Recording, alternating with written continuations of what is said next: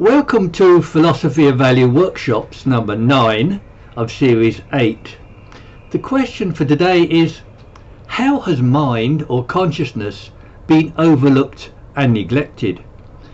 Reading from one of my works, The Pursuit of Value, Chapter 1, Section 3. So, today we are discussing how mind or consciousness has been overlooked and neglected. And we are discussing the facts and circumstances of that neglect, not its explanation. Next week we will discuss the question, why has consciousness been overlooked? And we'll be looking at some error theories like attenuated consciousness and the unconscious.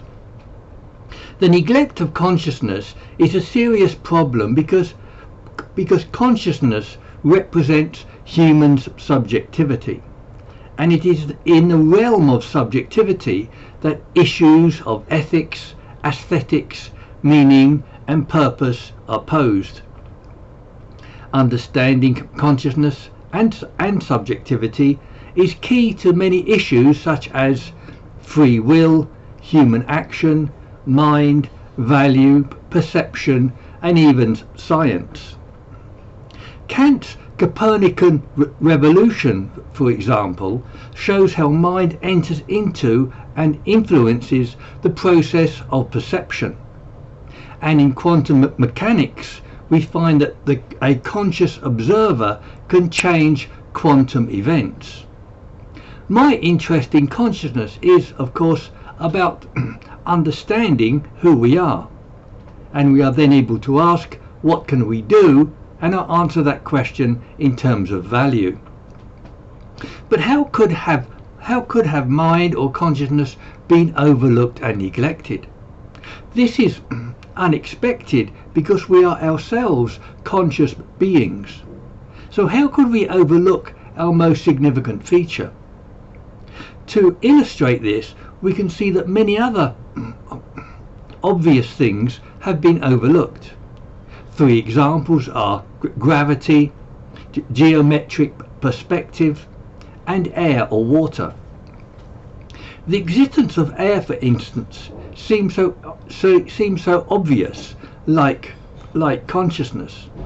Even in the ancient world, people felt wind on their faces and saw birds in flight. But they didn't ask, what is this invisible stuff, except for animists who attributed it with spirit. The existence of air was only recognized by some clever Greek with an inverted cup of water. Air and consciousness are like water to fish, unaware of the medium they swim in. A similar discovery was made by Archimedes. Everyone knows that the water rises when you sit in the bath. But with Archimedes' idea of volume, he saw that the volume of displaced water was equalled by the body within it. I think it's significant that some key idea was needed in order to achieve that insight. Another discovery of the obvious was the rediscovery of perspective in the 15th century by Brunelleschi. Prior to that, near and distant objects were drawn the same size, completely contrary to how we see them. But after the rediscovery of perspective, everyone started to draw in isometric perspective. That is, once the obvious was pointed out, everyone followed suit. My last example of a discovery of the obvious is the idea of gravity. The story of Newton seeing an apple fall to the ground is legend. But apples have been falling to the ground before the beginning of mankind. But Aristotle was one of the most intelligent people to have ever lived, defined things in terms of purpose. And it was part of the purpose of things like stones to bury themselves into the ground. The rejection of a definition by purpose and a new relation between objects led to the idea of gravity. But Newton also believed that the Earth was only 6,000 years old. So these beliefs demonstrate their power to influence our perceptions of things. Yet religion provides me with a number of paradigm examples, including a neglect of consciousness. In ancient times and in religion, mind or consciousness was understood as a soul or spirit.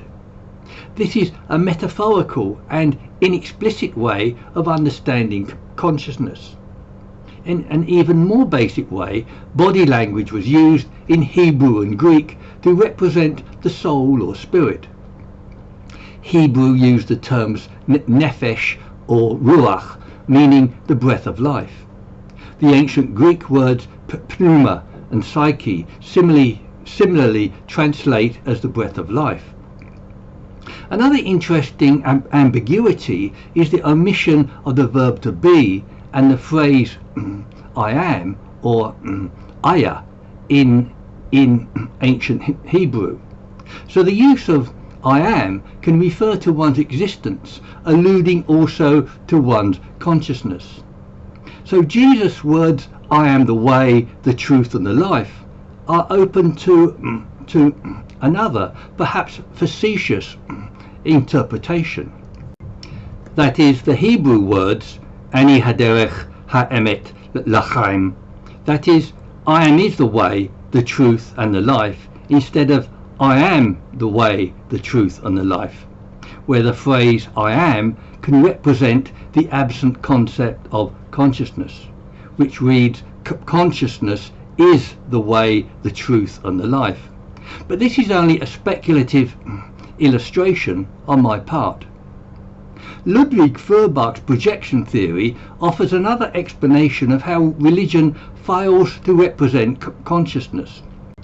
That is, for various reasons, mankind cannot understand himself as himself in his own terms as consciousness. So on Feuerbach's account, mankind projects himself outside himself as another being, that is God. Mankind thereby comes to understand himself vicariously through his projection onto God. Some details of Feuerbach's account have been questioned, but his challenge is taken seriously by theologians. Even in the 19th century, Friedrich Engels was moved to exclaim, "We are all Feuerbachians." Other commentators add that Feuerbach's work has been absorbed by Marx, Freud and Dewey. And projection theory has been widely employed by such as Hume and Mackey. The neglect of consciousness in religion can also be seen in a neglect of its constituents, namely value. Cruden's 800-page biblical concordance only records 10 instances of the word value, and then it's only as an adjective or verb, not as a noun, nor as an explicit concept of value. In my view, explicit understanding of mental states undermines the religious worldview. These factors reveal an obvious neglect of consciousness in religious thought. But Hindu Vedanta and Buddhist views offer quite different theories of mind to the Judeo-Christian tradition. Vedanta also differs from Buddhism in that it regards an underlying Atman as the basis of everything, whereas Buddhism sees the world as only a stream of passing evanescent processes. It is characterized as an anatta, or not having a persisting or independent existence. One problem for the Vedantic view is that there is an absolute consciousness that underlies the whole world. But one crucial question is, how did absolute consciousness become the world of multiplicity and change? Shankaraka answered that absolute consciousness didn't become the world, it only appears it did. Yet this seems to be another case of mystification rather than explanation. A more pressing problem is that of conflicting properties of the physical world and human consciousness. That is, two essential properties of consciousness are cognition and sentience. There is no consciousness without these. Yet the Vedanta presents a form of absolute consciousness that doesn't have these properties. My conclusion is that on Leibniz's law of indiscernibles, as well as other thinking, these two forms of consciousness cannot legitimately describe the same thing. The view that they are the same thing indicates a deep confusion about consciousness. Yet such Buddhist and Hindu views still permeate modern thought in our understanding of individual consciousness. For example, for Schopenhauer and Feuerbach, consciousness doesn't depend on individuals, they only participate in it. Even Husserl had difficulties reconciling the independence of individual consciousness with intersubjectivity. And Bernard Williams and others regard individual separateness as a premise of modern thought. And at least these two problems of an underlying consciousness that cannot be conscious, and the fundamental divisibility of consciousness into individuals separate from the world, indicate an incoherence that has not got to grips with the phenomenon of consciousness. We can go on to compare religion with New Age thinking, which also has a tenuous grasp of consciousness. For example, David R. Hawkins, PhD, offers a map of consciousness levels that reveals erroneous understanding. That is, it features 17 levels with shame at the bottom and enlightenment at the top. And it ascends through other levels like guilt, grief, desire, acceptance, love and peace. But these qualities are morally desirable or undesirable qualities rather than levels of consciousness. So his lower levels are presented as bad and higher levels are presented as good. But this hierarchy fallaciously attributes moral qualities to natural features. And it is also contrary to a natural account of graduation in the animal and human world. Ancient Greek thought might be assumed not to be subject to this neglect, but this isn't the case. Reviewing a number of articles on Aristotle's philosophy of mind, the researcher W.D. Hardy found that Aristotle had no concept of consciousness, or not one closely corresponding to ours, unquote. And similarly to religious thought, a neglect of consciousness is reflected in its neglect of its constituents, that is, such as value.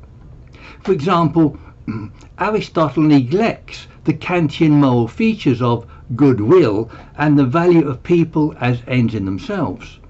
And neither the fact value or the is-ought distinctions were familiar in ancient Greece.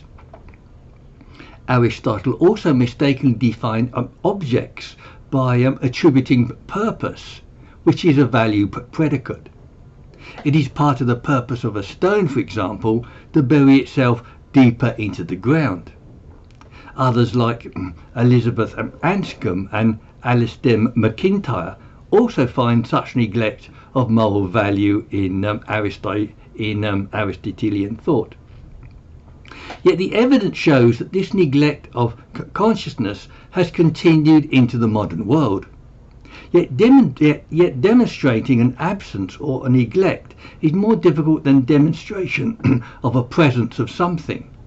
But what we are trying to do here is to demonstrate a neglect or an absence of something. But demonstrating an absence is more difficult than demonstrating a presence. Yet numerous thinkers can nevertheless be quoted in support of the view that consciousness has been neglected. John Searle, for example, tells us that the study of consciousness has been widely thought of as eccentric, and he expresses this concern in the title of his book, The Rediscovery of Mind. Edmund Husserl also states that what we lack above all is a certain general insight into the essence of consciousness in general. And David Chalmers says that we are entirely in the dark about how consciousness fits into the natural order. And Bernard Williams talks about a pervasive obscurity in our ideas of consciousness. My favourite quotation is Stuart Sutherland's entry in the International Dictionary of Psychology. I quote, "Consciousness is a fascinating but elusive phenomenon. It is impossible to specify what it is, what it does, or why it evolved. Nothing worth reading about it has been written."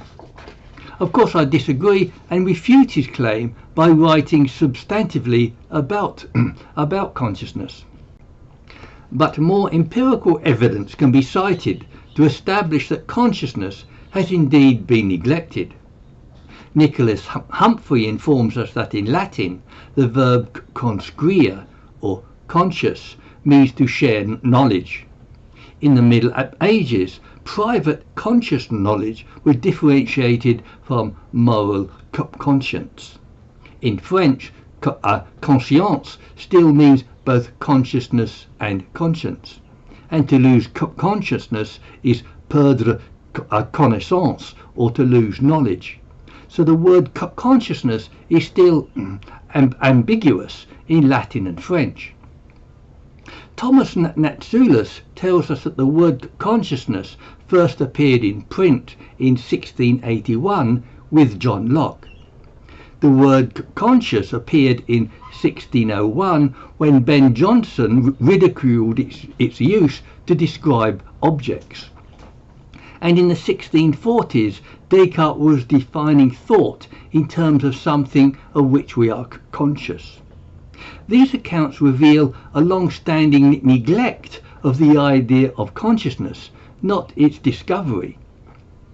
With regard to psychology, psychology is an explicit study of mind which is only a couple of hundred years old.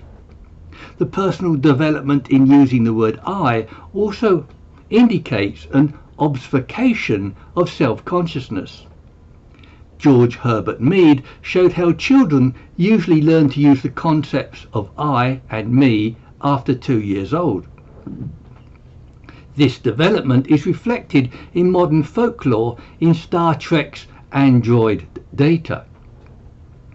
Like Mead's infants, Data had difficulty using the word I. And executive capacities of consciousness, like personal identity, are particularly susceptible to neglect and loss. The neglect of personal identity is illustrated by misunderstandings of consciousness in computers and cloning. We saw another example of misunderstanding last week in Barry Dainton's concept of the phenomenal self. We have also earlier noted the neglect of the capacities of consciousness and its constituents such as value. For example, Hume's is-ought distinction was a discovery, but it also came late and is often still overlooked today. And in this sense, Hume's principle indicated a neglect of value as well as a discovery. Hume describes his discovery in the following way. In every system of morality which I have hitherto met with, I am surprised to find that instead of the propositions is and is not, I meet with an ought or an ought not. Unquote. Hume is describing a neglect of moral value that is an aspect of consciousness. Yet Hume might be overlooking consciousness when he says, "When I search for myself, I never find myself as a self. I can never catch myself without the perception, without which I may truly be said not to exist. But Hume seems to think of himself as another object in his field of perception, whereas he is the originator of his field of perception, like an eye that cannot see itself. This provides another explanation of both the denial or the obfuscation and neglect of consciousness.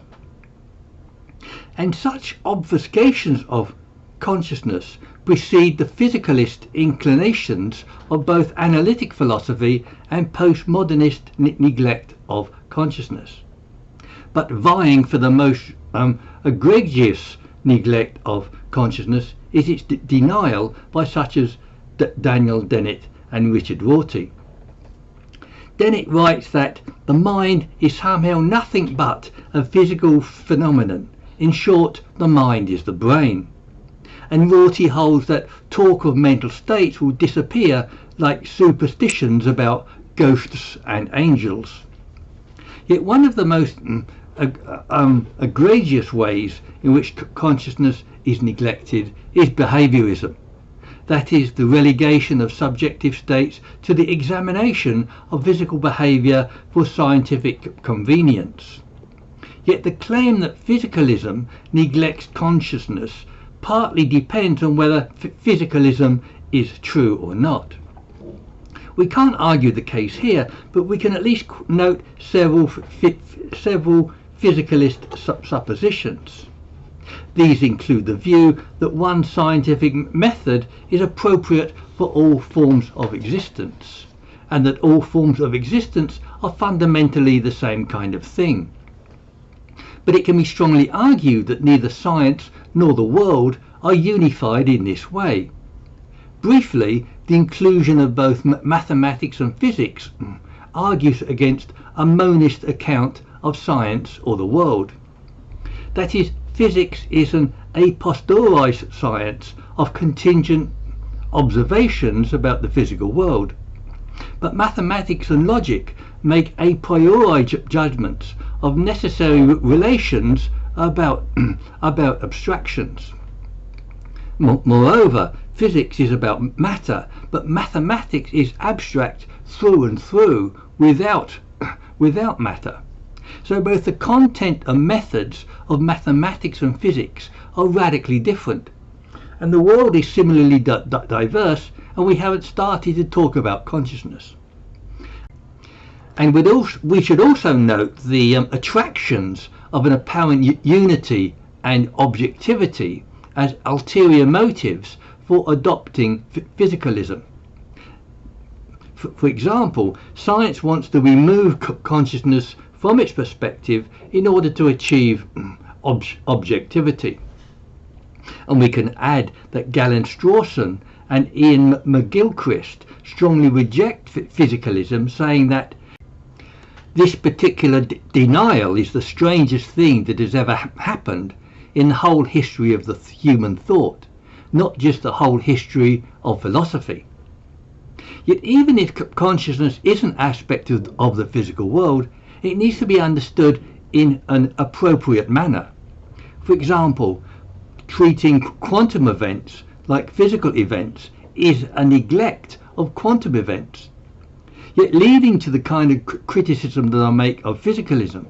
John Mackey holds that the validation of intentionality as a property of mind would be fatal to physicalism. Yet he adds that this would be a Pyrrhic victory without any further explanation of mind.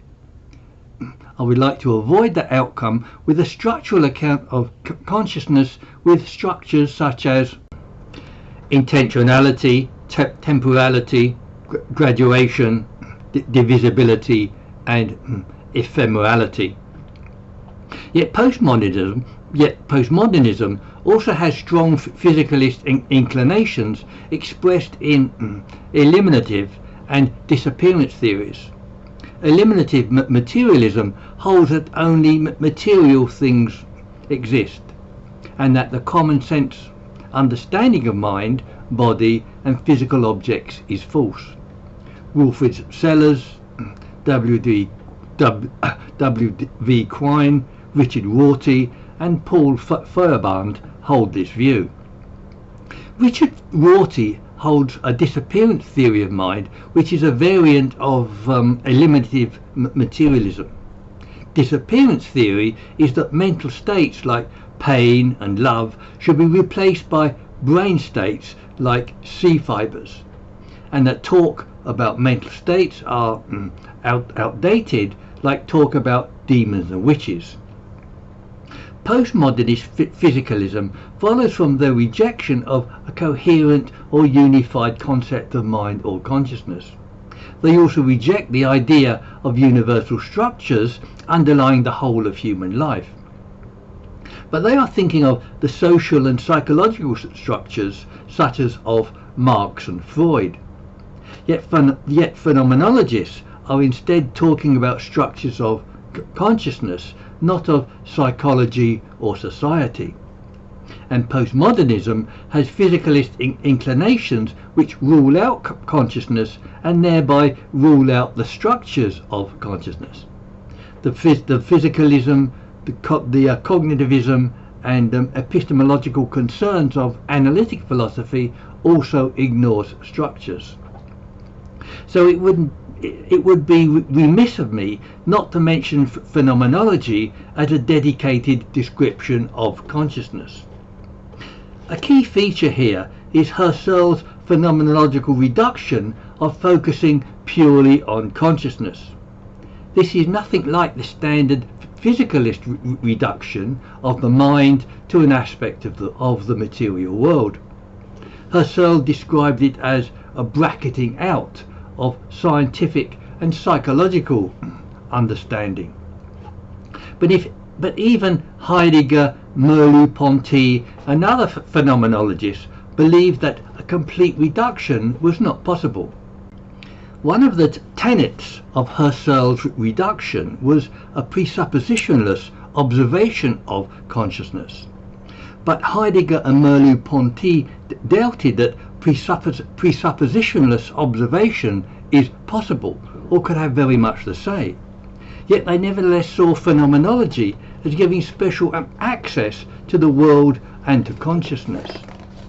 But Husserl insisted that only the reduction provides genuine access to the subjective domain of inner experience, and he attributed great significance to the reduction, saying that whoever misunderstands the reduction is lost. Given this insistence, we might look again at the idea, given such portentous significance given to it by Husserl. Others like Dan Zahavi and Joel Smith also believe that we should look again at the reduction. I think that the reduction can be reinterpreted as an awareness of the significance of the neglect of consciousness.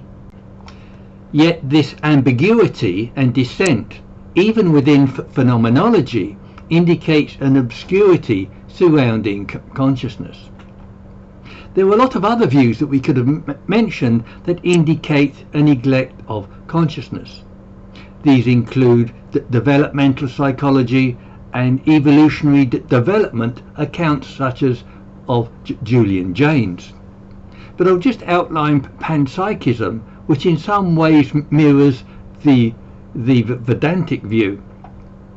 So panpsychism is the view that consciousness is everywhere and in everything, is another view with Oriental roots. Yet panpsychism is favoured by Chalmers, McGilchrist, Blakemore, Strawson, Whitehead and others. John Searle finds some of its implications, though, like conscious thermostats, absurd, and I agree. I take the acceptance of panpsychism as an indication of how little consciousness is understood. Against panpsychism, consciousness has properties like intentionality, cognition, sentience and graduation. But these properties patently do not exist in everything and aren't everywhere in the world. except of course on a redefinition of consciousness that is nevertheless contradictory. It's like saying that something can be black and white all over at the same time. Ian McGilchrist goes so far as to say that matter is a phase of consciousness. This is a view shared by Donald Hoffman and others, that consciousness precedes matter. And Hoffman believes that consciousness creates all objects and properties of the physical world. But in addition to the problems of Vedanta and panpsychism, these views face further overwhelming problems. These include what created consciousness and how can consciousness produce matter. These are seemingly resolvable only by appealing to a larger problem of a creator God. In conclusion, I hope to have demonstrated how consciousness has long been overlooked and neglected. We did this by looking at theories of mind and consciousness that were inherently confused or limited. These included religion, New Age and Vedantic theories, as well as physicalism and panpsychism. Analytic philosophy and postmodernism also inclined towards physicalism. And physicalism can be seen as a neglect of consciousness. Yet even phenomenology harboured some ambivalence about consciousness. Another approach was showing a neglect of the constituents of consciousness, of which value was an exemplar. We saw a neglect of value in religion, ancient Greek and modern thought, and even in Hume's late discovery. But what we have not explained is why this most obvious phenomenon of consciousness has been neglected.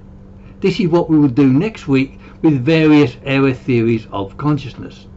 These include not only cultural, genetic, psychological and linguistic reasons for this neglect, but more interestingly, reasons that arise from the character of consciousness itself. These are features like regression, immersion and singular reference. So let me have your comments and criticisms at the meeting or on websites like meetup.com, Zoom or Philosophy of Value workshops.